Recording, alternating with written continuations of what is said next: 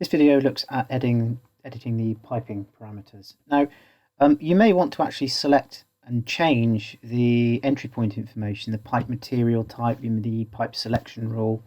To do that, what you can actually do is double click on the entry point to the system, go into the piping tab, and currently we're looking at copper.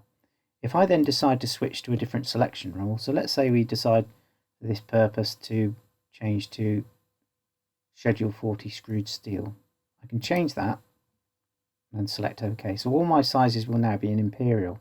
When I select OK, this tells me that the heating selection criteria changed. That means the prefix sizes will no longer be valid. So I say, yes, I'm going to change those prefix sizes. And then when I display calculate,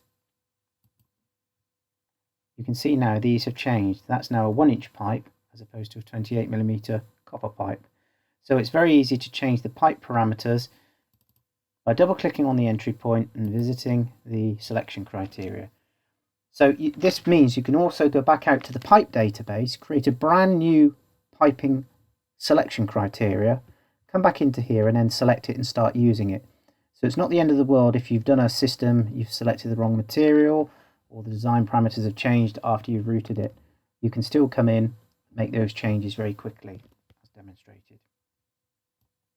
And of course, then you would run the calculation and perhaps look at the resistance of the pipe runs, and you may need to resize your pump on a borderline case.